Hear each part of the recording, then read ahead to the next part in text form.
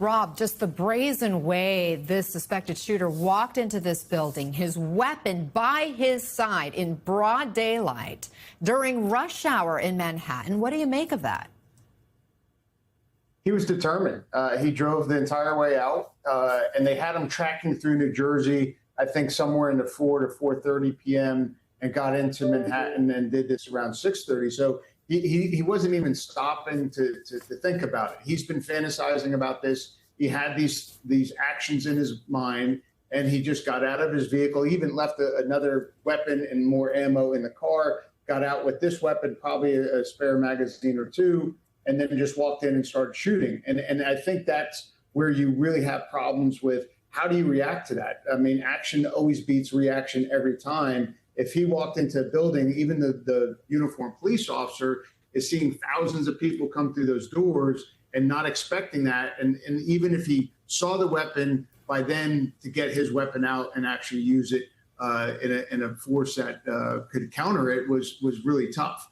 And then he just proceeded to go in. And I don't know exactly how he got on the elevator to get to the third floor. Normally, those buildings require some type of badge to access the elevators. But again, determined with an assault rifle is tough.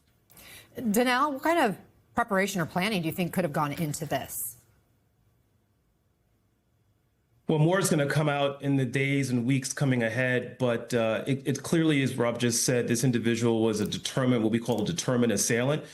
This is what we would call an act of targeted violence. Many jurisdictions, cities, and states have some type of mechanism to kind of detect this. But quite honestly, if this individual left no breadcrumb trails or what we call leakage online, didn't tell anybody what he was going to do, it's very, very hard to stop these lone actors. And so if he's kind of concocted this notion that the NFL is the root cause of his medical illness, his mental illness, and he hasn't shared that with anybody or any threats, he could have been baking this plan for a while, and clearly, he planned this to the T.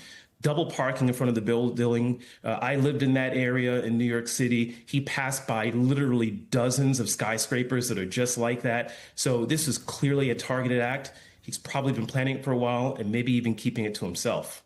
One of the clues at this point, Rob, is the note found in the suspect's wallet that said, quote, "Please study my brain for CTE." And, quote, "The league knowingly concealed the dangers of our brains to maximize profits. They failed us," likely referencing the National Football League. In that second quote, we know the NFL had an office there in this particular building. Or Tom Winter did say that there's no evidence that he ever played in the NFL. But how do you see investigators using that note and this information as it fits into the investigation? You have to take it. Once they determine that in fact, it's his words, it's his handwriting. He was actually quoting a former NFL player in that quote about playing in the NFL and how the NFL failed him. That player had committed suicide. He kind of referenced that by drinking the gallon of antifreeze. So his note was a little bit confusing on how he was talking about it because he did never play in the NFL. But I actually started suspecting CTE yesterday. Again, when you look at the building and who was in there because it was so targeted. I saw an interview with him after a high school football game. And then when I heard he shot himself in the chest, that's the same way Junior Seau committed suicide in order for them to study his brain. So all three of those started leaning me towards the CTE. And then when the note came out, obviously he referenced it. They're going to have to talk to acquaintances and friends and family to see if he's talked about it in the prior life. But then again, he may not have. He may have done this all in his brain, all in this own fantasy of doing this and carrying it out. So it is really tough.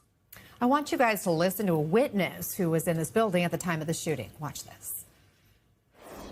I was part of a room of about 150 people watching a presentation on the second floor large conference room.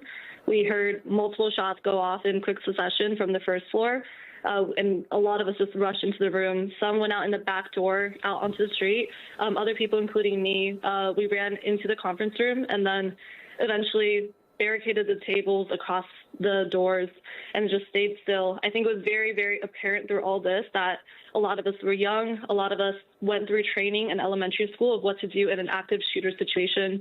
We were all, unfortunately, prepared. unfortunately prepared. Danelle, how can any workplace guarantee safety for their employees?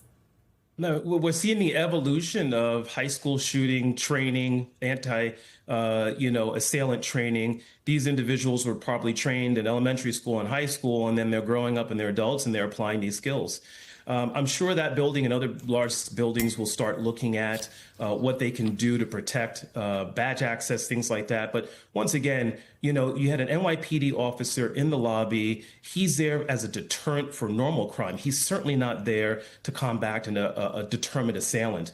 I think we'd be remiss in mentioning the fact that the current administration, the Trump administration, has plans to rescind over $1 billion in funding for Homeland Security for the state and locals, specifically to combat this type of threat. It's called the Targeted Violence Terrorism Prevention Program. It's a grant program. I was just speaking to somebody who was starting what we call a threat assessment center in the West Coast, and he was laid off before they even got it off the ground. So there's programs out there, but they're poorly funded, and now it looks like they're going to be going away.